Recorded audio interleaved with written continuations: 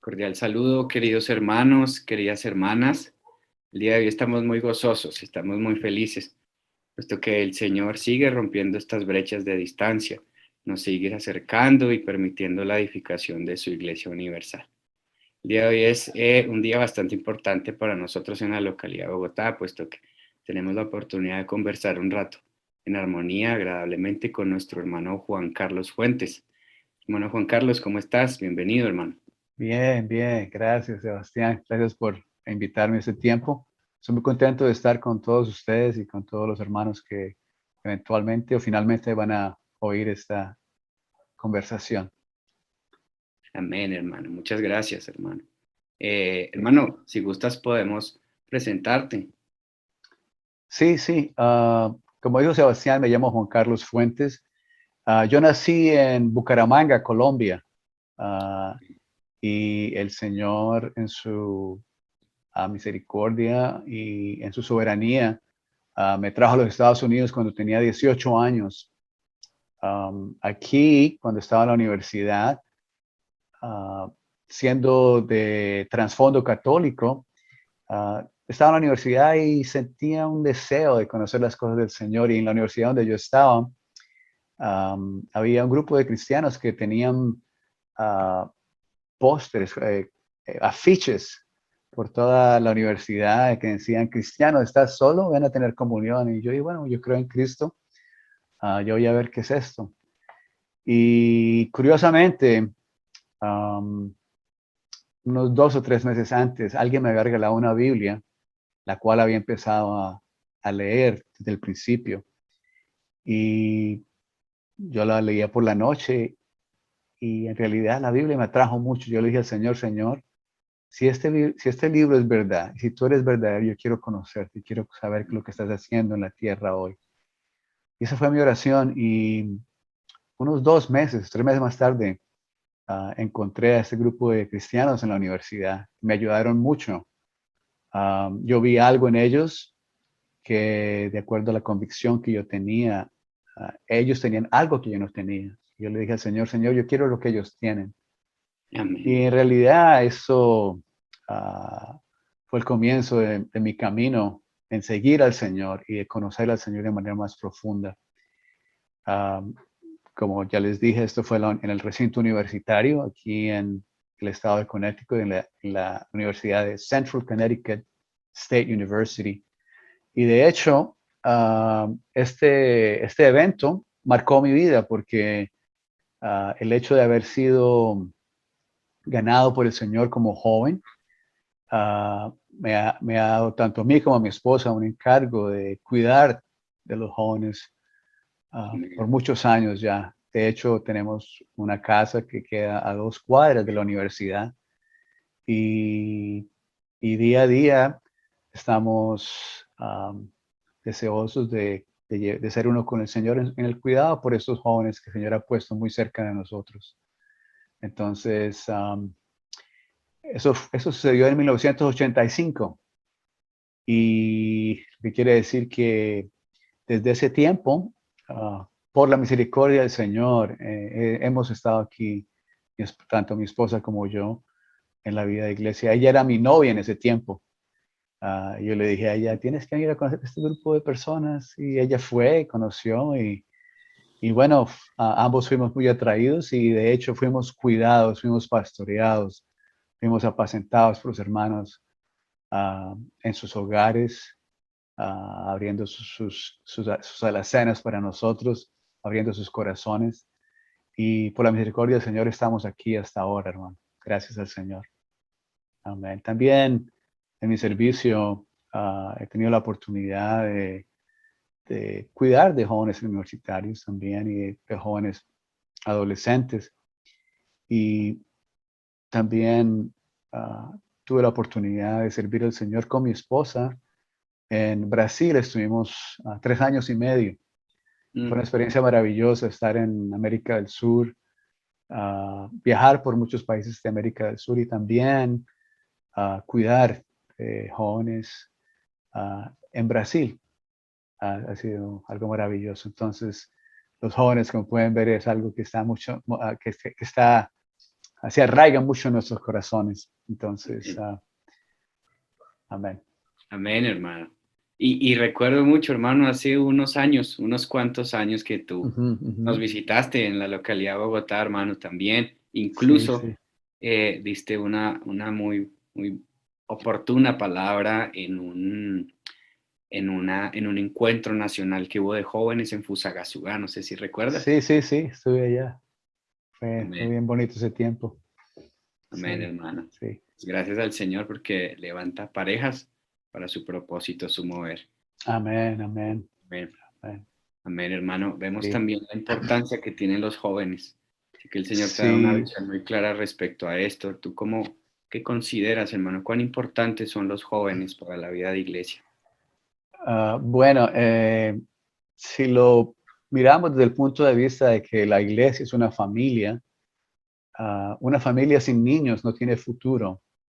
De la misma manera, una iglesia sin jóvenes no tiene futuro. Entonces, de manera enfocada, podemos decir que eh, uno de los factores que hace que los jóvenes y los niños sean tan preciosos para la vida de la iglesia, para la iglesia y de hecho para el Señor, es que ellos representan el futuro del mover del Señor, el futuro de la iglesia. Y si no cuidamos de ellos, no tendremos futuro. Eh, tenemos que invertir, se puede decir, en los niños y en los jóvenes, en la vida de iglesia. ¿Para qué? Para que permanezcan, para que la iglesia venga a ser su hogar, la iglesia venga a ser su refugio, la iglesia venga a ser su gozo. Entonces, para eso tenemos que invertir. ¿Y qué quiere decir eso? Quiere decir que debemos tener interés por ellos, cuidarlos amorosamente, pastorearlos, cuidar de todas sus necesidades para que ellos sepan y que la iglesia en realidad es su hogar, que la iglesia en realidad es un lugar donde ellos pueden encontrar refugio, pueden encontrar aliento y pueden, de hecho, encontrar la, el significado de su vida. Eh, esta pregunta de por qué son tan preciosos los jóvenes y los niños para el Señor y para la iglesia, podemos remontarnos a la palabra y ver que en el libro de Éxodo, por ejemplo, vemos como después de que el pueblo de Israel había estado por muchos años bajo cautiverio de los egipcios, y no solamente en cautiverio, sino en esclavitud por ellos, se levantó un faraón que no conocía a José y a su familia y todo lo que había hecho. Entonces, y de hecho, ese faraón, que en la tipología significa Satanás, faraón en la Biblia significa Satanás y Egipto significa el mundo, lo que quiere decir que el pueblo de Dios se encontraba bajo la tiranía de Satanás en esclavitud en el mundo. Entonces, si vemos, por ejemplo, la realidad en el Nuevo Testamento, la vemos en Efesios capítulo 2, versículo 1, donde nos dice que nosotros que estábamos muertos en nuestras ofensas y pecados, no teníamos nada que ver con Dios, no teníamos nada que ver con el pueblo de Dios, pero el Señor fue grande con su misericordia y nos allegó a Él mismo por medio de la sangre de Cristo. Amén. Entonces, esa era la condición en la cual se encontraba el pueblo de Dios. Más, lo que quiero enfatizar aquí es que si pudiéramos leer en Éxodo, voy a leer Éxodo capítulo 1, versículos 15 y 16. Es un pasaje maravilloso. Dice, y habló el rey de Egipto las parteras de las hebreas, una de las cuales se llamaba Cifra y la otra Fua.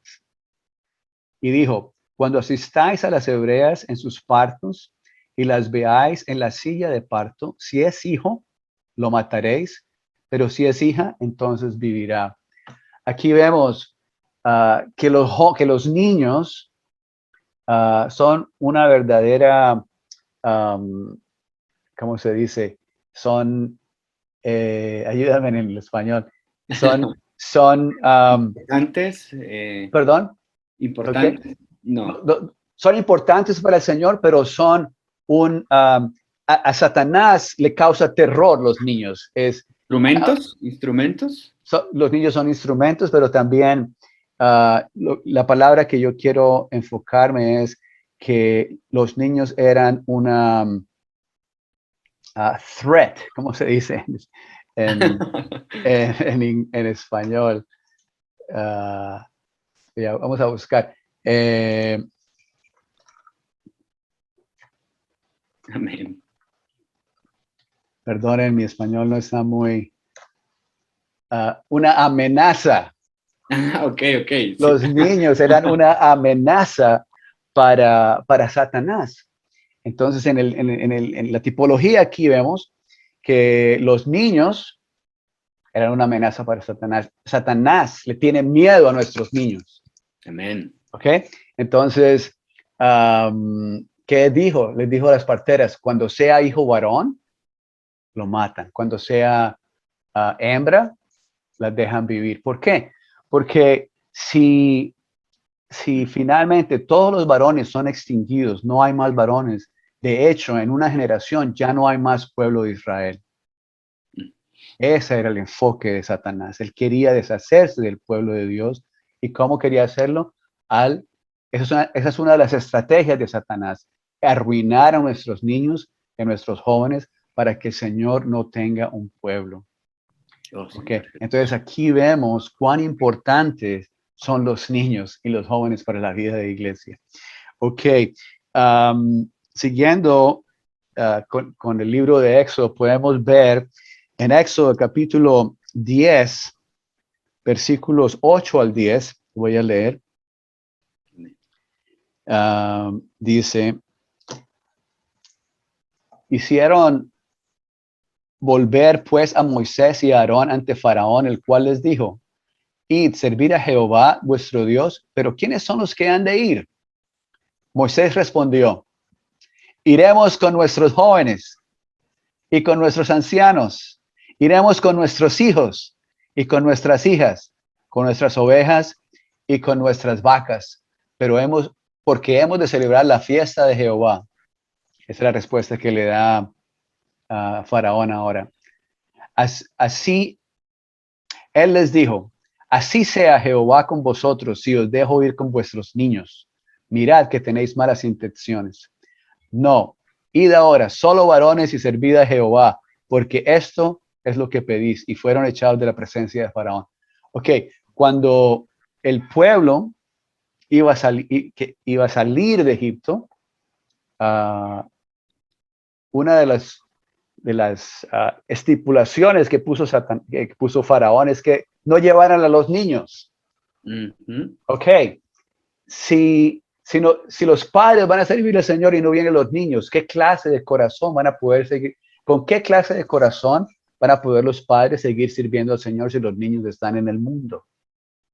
Esa es la aplicación. Wow. Entonces, aquí podemos ver que la mente de Satanás, la estrategia de Satanás es la de qué, la de mantener nuestros hijos en el mundo para que nosotros y que nosotros vayamos a servir al Señor. Pero la decisión de Moisés dijo, no, iremos con quién, con nuestros jóvenes, con nuestros ancianos, con nuestras vacas, con nuestras ovejas, con nuestros hijos.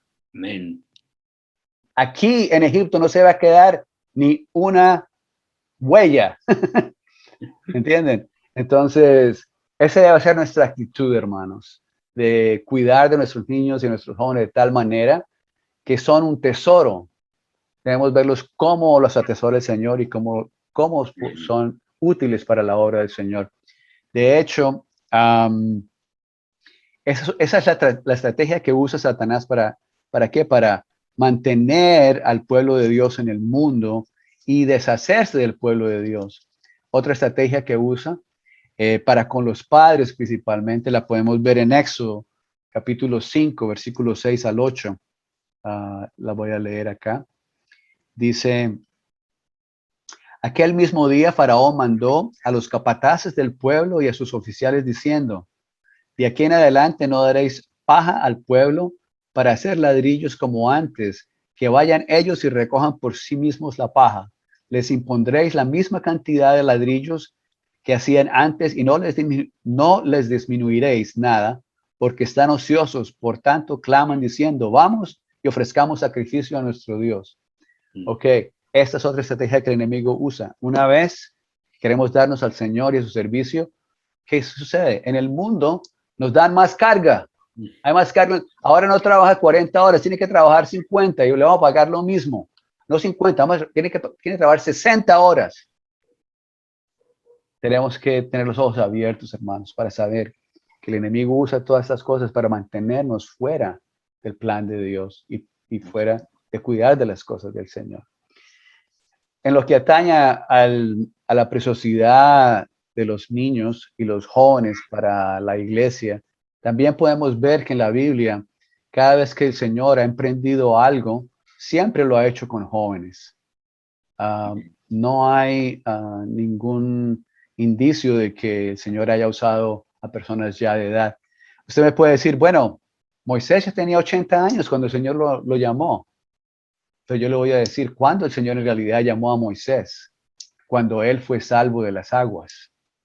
¿Cuándo fue eso? Cuando él estaba como un bebé, en esa canasta, en el Nilo. Ahí empezó el llamado de Moisés. Fue salvo de las aguas, fue cuidado por su propia madre, fue amamantado, fue cuidado. Y él él sabía quién era como hebreo. Y en el tiempo él fue dado a la hija de Faraón para ser criado como el hijo de la hija de Faraón. Sin embargo, cuando él tenía más o menos 40 años, él sabía quién era.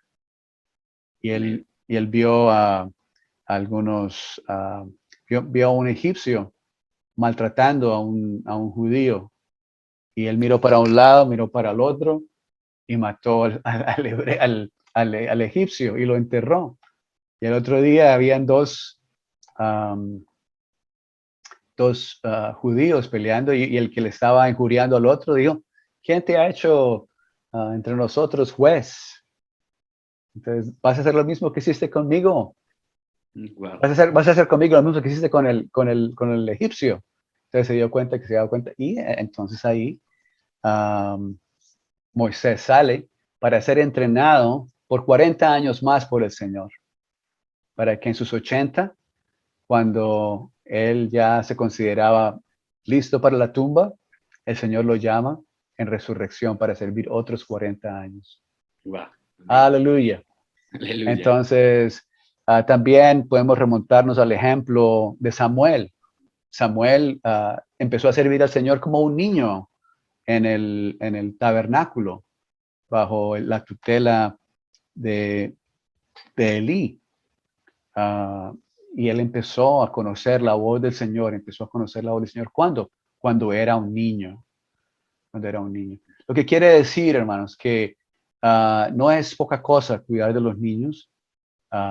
¿Por qué? Porque ellos pueden conocer al Señor desde temprana edad.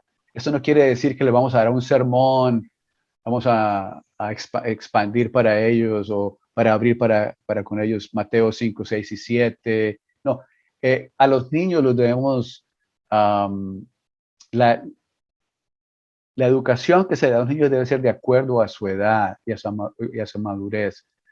No podemos darles más de lo que es necesario y no podemos hacer los niños religiosos. Porque, por ejemplo, si son niños, por ejemplo, un niño, yo he visto esto muchas veces entre los hermanos en la iglesia, entre cristianos en general, causa mucha gracia que el niño diga amén, amén, o que el niño diga, oh Señor Jesús, el niño tiene 2, 3 años. El niño no sabe la diferencia entre Señor Jesús y Mickey Mouse. Cuando el niño dice Señor Jesús o Mickey Mouse, para él es lo mismo. Entonces, para hacer que un niño invoque el nombre para hacer que un niño invoque el nombre del Señor, eso es algo prematuro. Eso es algo prematuro. Entonces, debemos esperar hasta la edad apropiada para que cuando ellos invoquen el nombre del Señor, en realidad ellos estén llamando a esta persona maravillosa. Esta persona Amén. maravillosa sea real para ellos. De esta manera, muchas enseñanzas en la palabra no, um, no atañen a los niños a su edad temprana, pero hay cosas que sí les podemos enseñar a los niños. Podemos decirle, Dios creó los cielos y la tierra. Dios hizo todo esto. Eso es verdad. En el principio, Dios creó. A los 2 años, un niño de 2 años puede empezar a memorizar este versículo.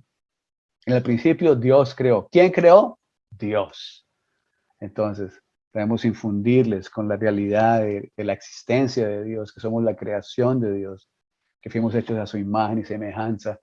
Pero tengo una preocupación de que nosotros, por nuestro trasfondo, me incluyo yo, colombiano, somos muy religiosos y, y le infundimos cosas a los niños que son prematuras y los queremos hacer que ellos actúen y que no, algo santo o algo que uno considera apto para otros admirar, en vez de realidad cuidar de la persona. Tenemos que cuidar de la persona. Entonces, no sé si hasta aquí llegamos con el asunto de la preciosidad de los niños. Son muy preciosos y de hecho, los niños crecen y son jóvenes adolescentes y estos jóvenes adolescentes en 5, 6, 7, 8 años van a tener 20, 25, 28, 30 años. ¿Quiénes son ellos? Ellos son la columna vertebral de la iglesia. Wow, amén. Tenemos que ver a esos niños que crecen. Ellos están, hoy en día tienen 6, 7, 8 años. 10 años más tarde van a tener 18. Si los cuidamos cuando tienen sus 5, sus 6, sus 7, sus 8 y crecen en medio de nosotros, no de una manera religiosa. Y quiero usar la palabra que usa nuestro hermano Lee. Él dice, quiero leer aquí una porción. Amén. Que habla acerca de no darles una ayuda que no sea que no sea religiosa en realidad, pero déjeme un momentico, hermano, ya Amén, amén, sí, señor. Sí.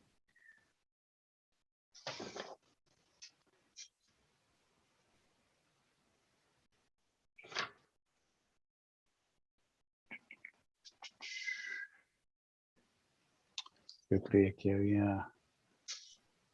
Ok, voy a leer estas dos porciones. Dice, si hoy el Señor levanta hermanos y hermanas jóvenes, y si somos preservados de tal modo que logremos darles, este es exactamente lo que quería leer, de tal modo que logremos darles una dirección completamente positiva en lugar de restricciones erróneas, Wow. entonces no habrá necesidad de esperar hasta que el Señor nos lleve, pues incluso hoy ellos pueden ser útiles en las manos del Señor. Esta es la palabra de nuestro hermano Lee. Y después dice, el futuro de la obra y la utilidad, el futuro de la obra y la utilidad en el futuro, sin lugar a dudas, recae en los jóvenes.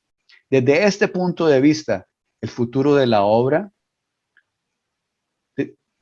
desde el punto de vista de la obra, debemos enfocar nuestros mayores esfuerzos en los jóvenes. Y el versículo que se cita aquí es de Deuteronomio, capítulo 1, versículo 38.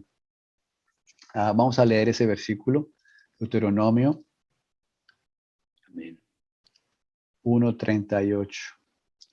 Ok. ¿Qué dice? Dice, Josué, hijo de Nun, Josué, hijo de Nun, el cual te sirve, él entrará allá.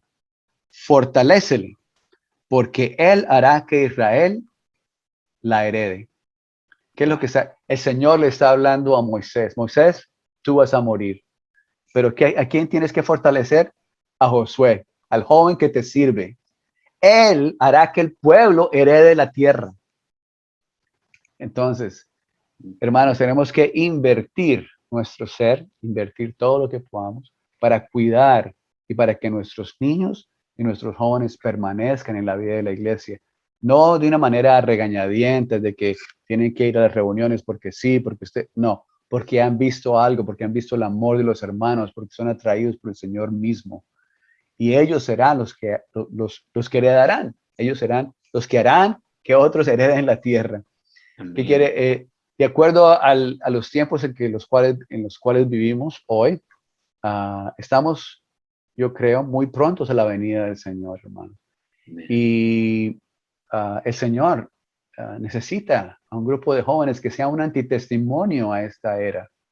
Hoy en día, uh, la oscuridad de la era, uh, lo turbio que es la era, uh, lo podemos ver a flor de piel en todas partes, en cualquier sitio web que se abre, se ven cosas que no son buenas ni siquiera hablarlas. ¿Cómo se puede preservar a esta generación para que sea una generación que sea un antitestimonio a esta era? Tiene mucho que ver con los hogares, con los padres, tiene que ver con el cuidado en la iglesia y con la visión que los hermanos tienen del cuidado de los niños y los jóvenes en la vida de iglesia.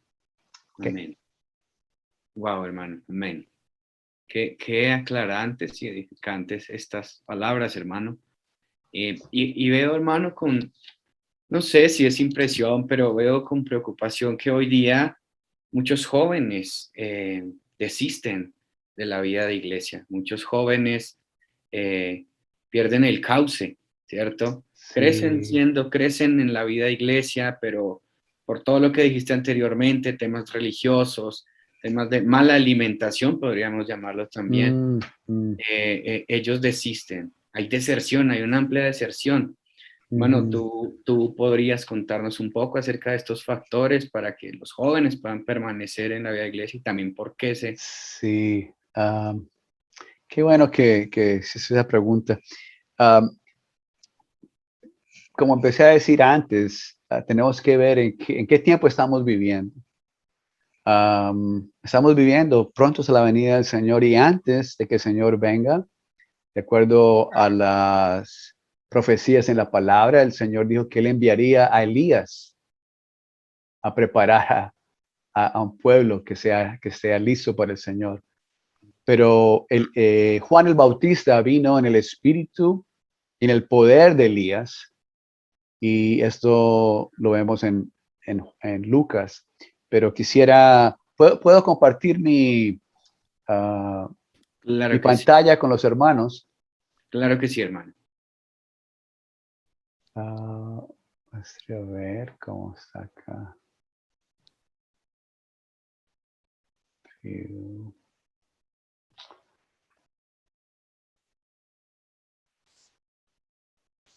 Ok.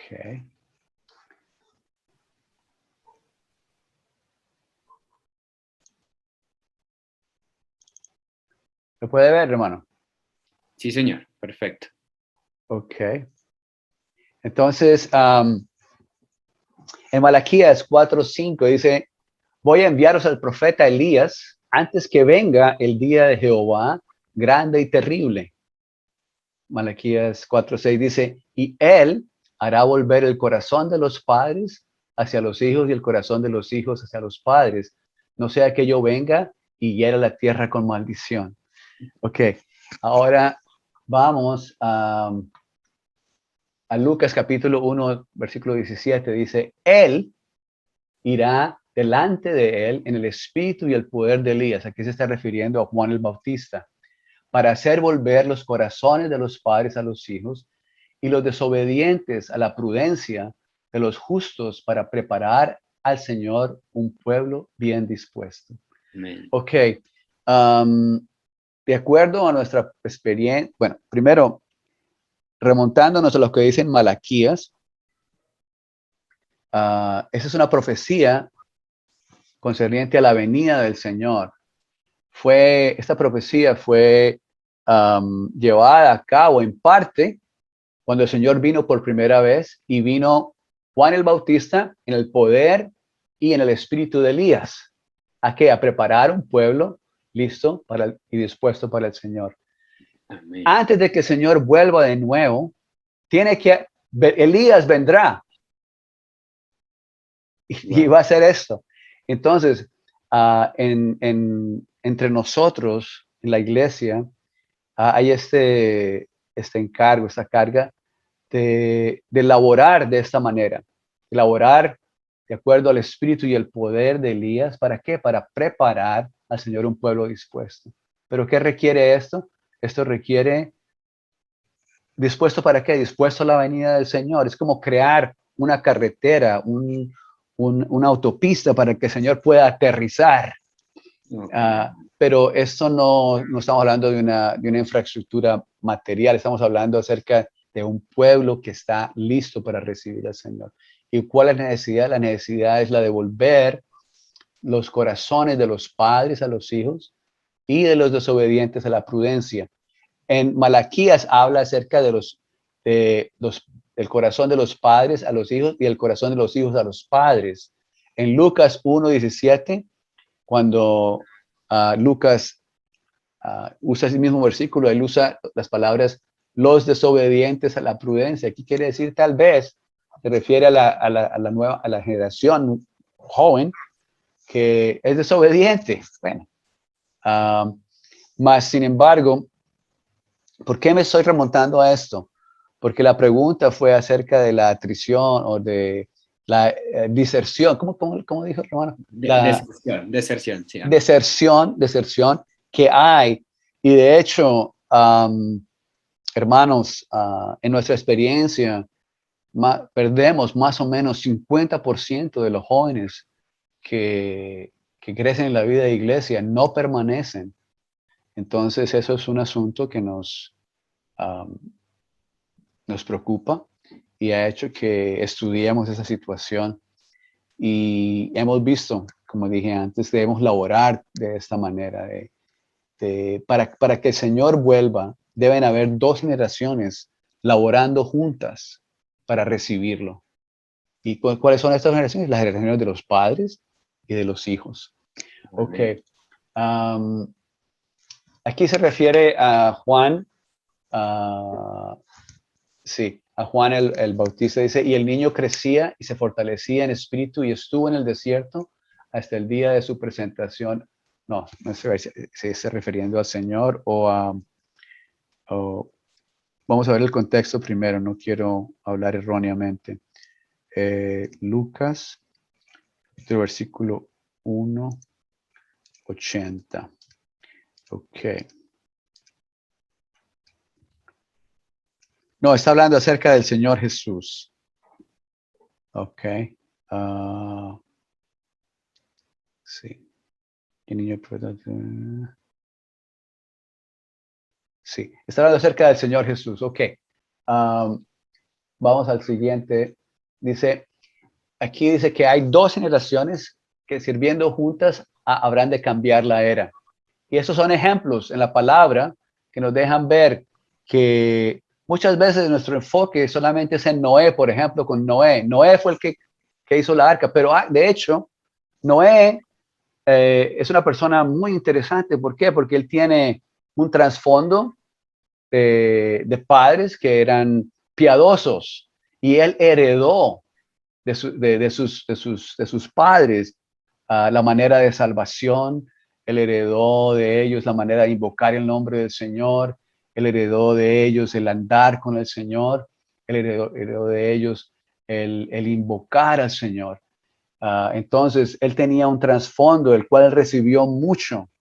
Y en la era en que él vivía, él era un buscador. Y la palabra dice que Noé encontró gracia o favor entre los ojos de Jehová.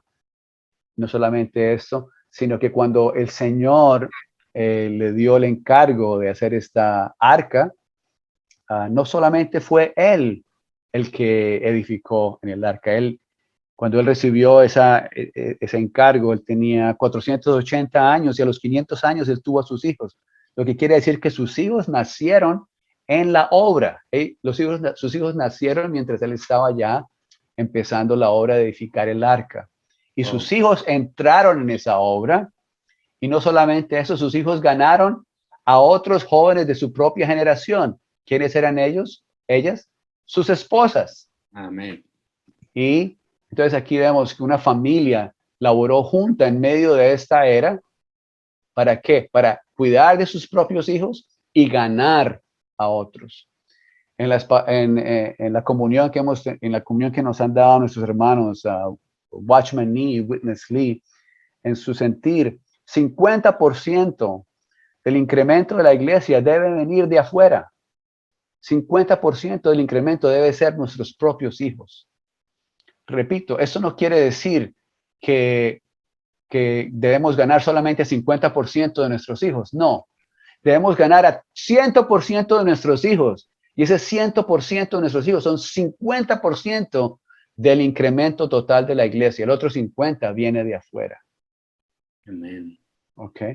Entonces, vemos aquí la familia Noé es muy interesante porque Noé, como dije antes, tenía padres, tenía antepasados. Los antepasados de Noé, si usted lee Génesis capítulo 5, nos da la genealogía de Adán. Entonces, Adán recibió de Dios la manera de ser salvo. No solamente esto, está Seth, está Enosh, Inas en español, No. Enos, Nos. en Génesis capítulo 4, versículo 26, dice que durante ese tiempo los hombres empezaron a invocar el nombre del Señor. ¿Qué quiere decir eso? Cuando el hombre se dio cuenta que era mortal y frágil, porque el nombre Enos quiere decir frágil y mortal, los hombres empezaron a invocar el nombre del Señor. Esto lo recibió Noé de parte de sus padres. Él también estaba relacionado con su tatarabuelo Enoch. Enoch caminó con Dios. Uh-huh. Y Enoch, al darle nombre Matusalén, profetizó cuándo vendría el juicio. Porque Matusalén quiere decir cuando él muera, el juicio vendrá. Vemos que cuando Matusalén murió, ahí comenzó el diluvio. Wow. A los 600 años de Noé. Bueno, ¿cuál es el punto que estamos enfatizando aquí? Es que no solamente fue Noé, sino fue su familia. Y no solamente fue Noé, sino sus antepasados que pasaron para él todo lo que aprendieron de Dios, toda la piedad que ellos tenían fue dada a Noé. Y él edificó el arca con su familia. Y no solamente fue Noé el que entró en el arca, sino él, sus hijos, las esposas de sus hijos y la esposa de Noé. Ok, esto nos muestra que son dos generaciones trabajando juntas para la venida del Señor.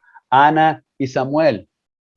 Ana, una persona que finalmente su corazón y su petición correspondió a lo que había en el corazón de Dios.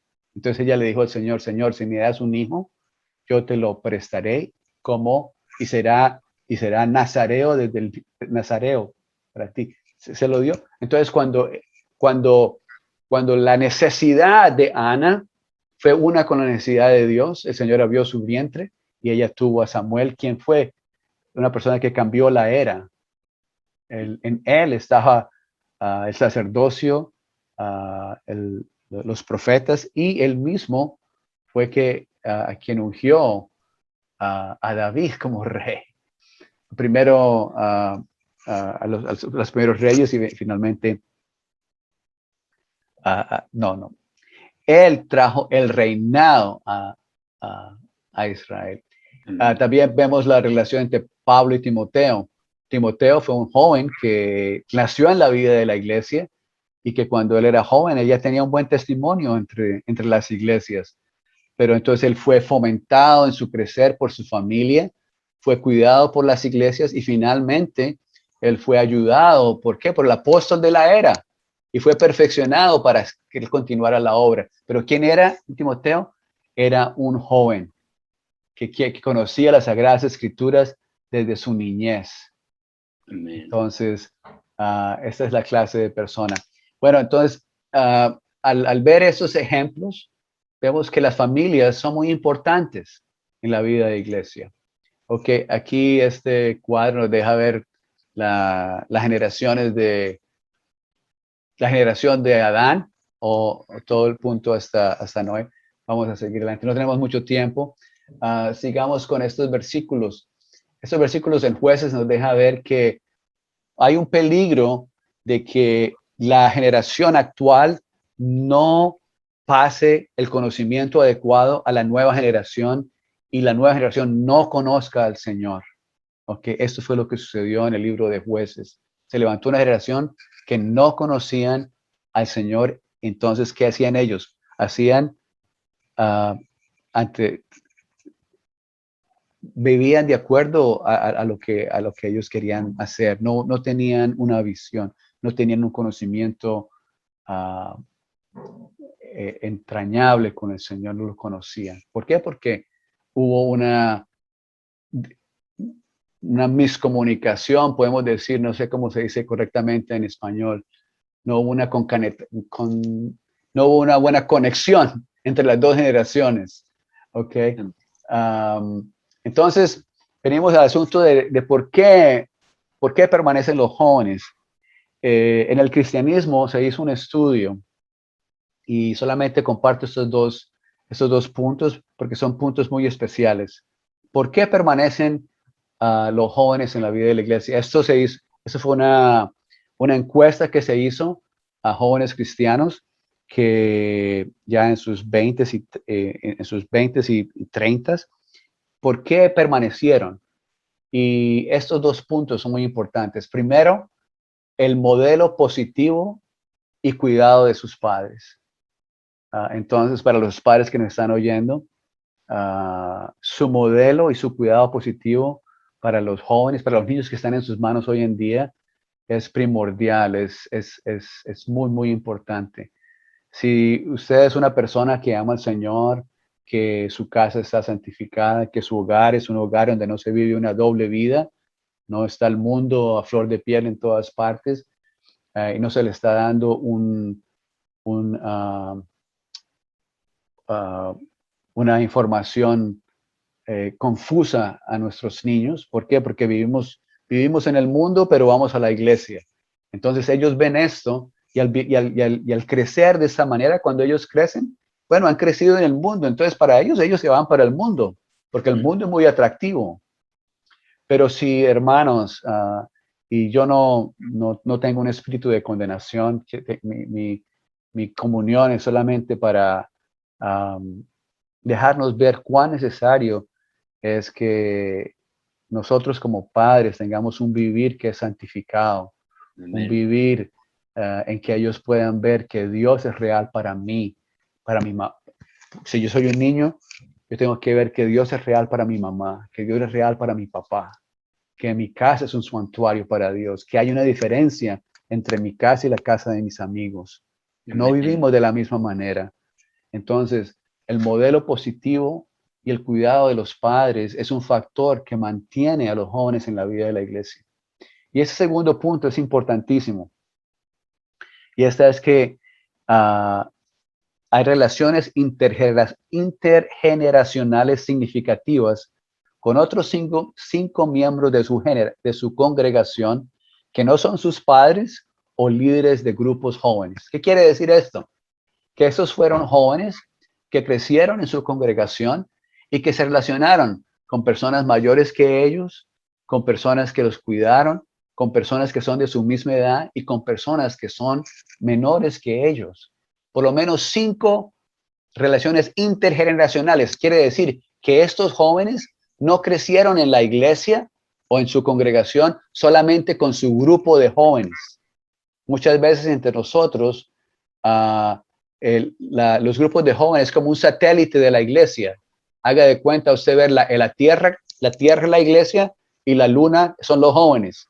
Y eso nunca se van a encontrar. El uno gira alrededor de otro, pero nunca se encuentran.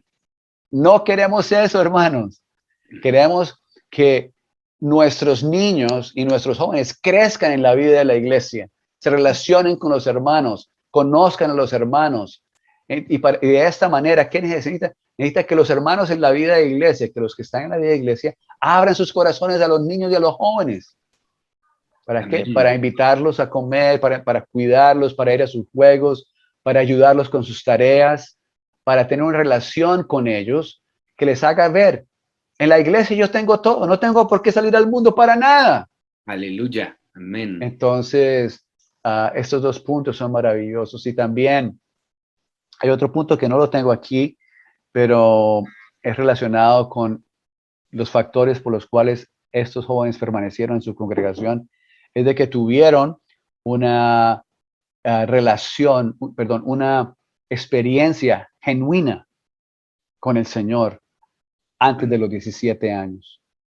Ellos mismos tocaron a Dios. Entonces, el Dios de sus padres vino a ser su Dios. Amén. Se convirtió en su Dios. ¿Por qué? Porque ellos tuvieron una experiencia genuina con Él. Ellos tocaron a Dios, ya fuera en su salvación, ya fuera en su bautismo, o ya fuera en leer la Biblia y el Señor les habló a ellos. El Señor tuvo un contacto directo con ellos. Esto los mantiene en la vida de la iglesia. Entonces podemos resumir esos tres factores. Son primero el patrón o el modelo positivo de los padres y el cuidado de los padres para con sus hijos.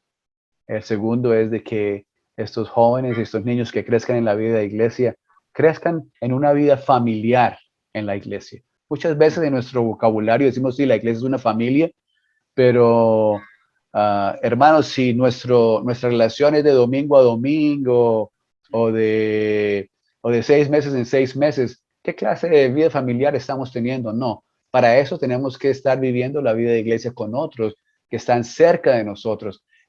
No, ellos están en nuestra vida y nosotros estamos en la vida de ellos. Y cuidamos mutuamente de nuestros hijos, cuidamos mutuamente de nuestros jóvenes. De esta manera ellos pueden tener la posibilidad de establecer estas 5 relaciones intergeneracionales en la vida de iglesia. ¿Para qué? Para que estos sean como raíces que los mantienen a ellos en la vida de iglesia.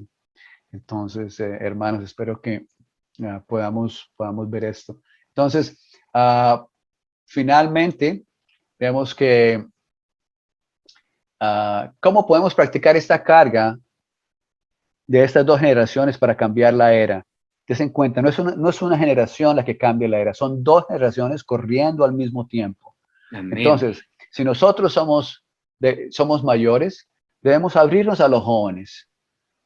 Sería muy bueno que les contáramos cómo fuimos salvos. Muchas veces tenemos un trasfondo no muy bueno y tal vez no tenemos que abrir tanto el trasfondo, mas sin embargo podemos dar un testimonio viviente e inspirador a los jóvenes de nuestra salvación o de cómo el Señor es real para con nosotros. Debemos pasar tiempo con ellos, debemos servir con ellos. Y si somos jóvenes, los jóvenes también deben abrirse a nosotros y pasar tiempo y servir con nosotros. Amén. En la vida de la iglesia tenemos muchas oportunidades de servir, pero no solamente deben servir los jóvenes, solamente juntos los jóvenes. Los jóvenes deben servir con los mayores para que aprendan de los mayores. Y los mayores deben estar abiertos a recibir de los jóvenes. Hoy en día, los jóvenes tienen mucho conocimiento de la electrónica, de cómo es el computador, eso. Hermano, enséñeme. Amén. Y en ese dar y venir y estar juntos, se establece una relación humana, mas sin embargo, porque somos creyentes, no solamente es una relación humana, el espíritu está allí. Ok, debemos confiar los unos en los otros. ¿Eso qué quiere decir? Los jóvenes en medio nuestro deben tener la certeza de que si ellos abren un asunto a una persona mayor, esta persona va a mantener la confidencialidad. ¿Se dice así? Sí, amén. Sí. Confianza. Hay algo que yo le cuento a alguien y no quiero, yo estoy pasando por algo, necesito ayuda, me abro, pero no quiero que cuando yo me abra, mis problemas se esparza por toda la iglesia o por toda América del Sur o por todo el Facebook. Amén. No, Sí, yo me abro porque necesito ayuda. como joven, necesitamos asegurar a los jóvenes que no vamos a traicionar su confianza. Confianza. Amén. Sí, debemos recibir de ellos y ellos deben recibir de nosotros y debe haber una mutua apreciación entre estas dos generaciones, la generación mayor y la generación menor. Entonces, hermanos, espero que esto sea algo refrescante que nos deje ver cuán necesario es de que tengamos una vida de iglesia en la cual estemos sirviendo juntos, estemos orando juntos, estemos relacionados los unos con los otros en nuestra vida diaria. ¿Para qué? Para que los jóvenes, para que los niños vean esta clase de vivir.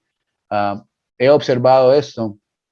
Muchas veces los hermanos mayores están en la vida de iglesia y tienen sus hijos, pero porque yo creo que los hermanos no han visto, me refiero a algunos casos que he visto, no han visto que sus hijos pueden crecer en la vida de la iglesia o que son para la vida de la iglesia. Ellos mantienen, ellos mismos, los mayores, vienen a la vida de la iglesia, están en las reuniones, pero en una manera mantienen a los hijos lejos de la iglesia y los encaminan a que estudien, a que hagan esto, y no están en la vida de la iglesia. Wow. Hermanos, ellos, cuando ellos crezcan, cuando ellos tengan 18, 20, ellos no van a estar en la vida de la iglesia porque nunca estuvieron en la vida de la iglesia, porque sus padres los mantuvieron al margen y los pusieron en este carril de su carrera, ¿no? El carril de hacer dinero o en este otro carril. Pero los padres si vienen a las reuniones, pero mantienen a los hijos con tristeza, digo esto, pero lo he observado. Entonces, que el Señor tenga misericordia de nosotros, de que nuestros hijos, que el Señor nos ha dado como nuestra herencia, son la herencia del Señor y nos los ha dado como para ser mayordomos de lo que el Señor nos ha dado, para cuidar de ellos, que ellos en realidad crezcan en un ambiente en que ellos puedan ser educados en las cosas del Señor, levantados en las cosas del Señor y que ellos sean en realidad la generación que ha de traer al Señor con nosotros. Amén. Los mayores. Amén. Wow. Okay, voy a parar. Yo creo que tomamos más tiempo de lo que habíamos planeado, pero ha sido un buen tiempo. Amén, hermano. Bueno, pues, hermano, como tú le dijiste, refrescantes estas palabras. Quizás ya las hemos escuchado muchas veces, en otras, pero hermano, es importante volverlas a escuchar y que el Señor siga haciendo hogar con esas palabras en nuestra vida para poder realmente poner en práctica esta enseñanza del día de hoy, hermano. Amén. Pues, hermano, muchas gracias por su tiempo, hermano, por su disposición, por la carga que sabemos que tiene por la iglesia en Colombia, en Bogotá. Amén. Amén. Y bueno, hermano, entonces, sí, hermano. Pues, despedimos. Saludos a todos los santos. Amén. Espero que nos podamos ver pronto, cara a cara, no por Zoom, sino en persona. Amén, santos. Los quiero mucho. Gracias por el tiempo. Amén. Amén, aleluya. Muchas gracias, hermano. Gracias, hermano. Amén.